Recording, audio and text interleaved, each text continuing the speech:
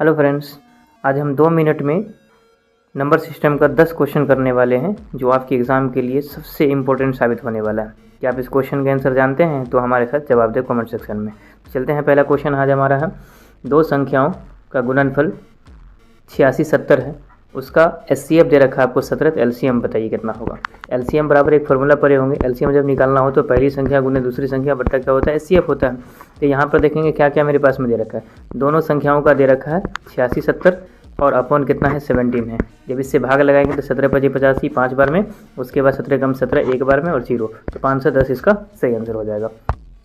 अगला क्वेश्चन हमारा है, किसी पूर्णांक m के लिए सम संख्या का रूप क्या होता है। ये विषम का रूप होता है, ये भी विषम का रूप होता है, ये विषम का रूप होता है। यहाँ पर सही आंसर क्या हो जाएगा आपका, सी हो जाएगा।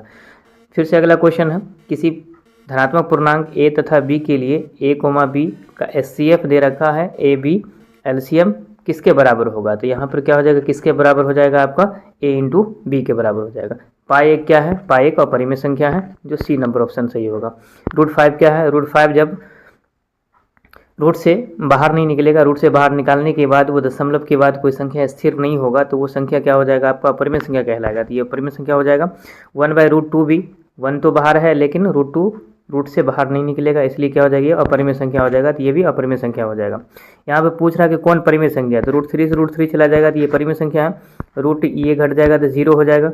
उसके बाद यहाँ पर देखेंगे तो ये 3 है इंटू ये 2 रूट कितना लिख सकते हैं, 2 लिख सकते हैं, नीचे में √2 है, √2 से √2 कट जाएगा तो ये भी परिमेय संख्या बन जाएगा। तो यहाँ पर अपरिमेय संख्या पूछा गया तो सही आंसर हमारा क्या हो जाएगा, 2π अपरिमेय संख्या हो जाएगा। उसके बाद हमारा क्वेश्चन है कि निम्नलिखित में कौन संख्या अपरिमेय है। तो यहाँ पर देखेंगे कौन अपरिमेय है, ये रूट से बाहर निकलेगा, 6 का स्क्वायर 36 होता है, 8 का स्क्वायर 8 × 64 होता है, रूट से बाहर निकल जाएगा, परिमेय संख्या है। और ये √3 अपरिमेय संख्या है, तो यहाँ पर क्या हो जाएगा, √3 इसका सही आंसर होगा। उसके बाद लास्ट क्वेश्चन है, π/2 है, परिमेय संख्या और अपरिमेय संख्या दोनों संख्या कोई नहीं, ये हो जाएगा अपरिमेय संख्या।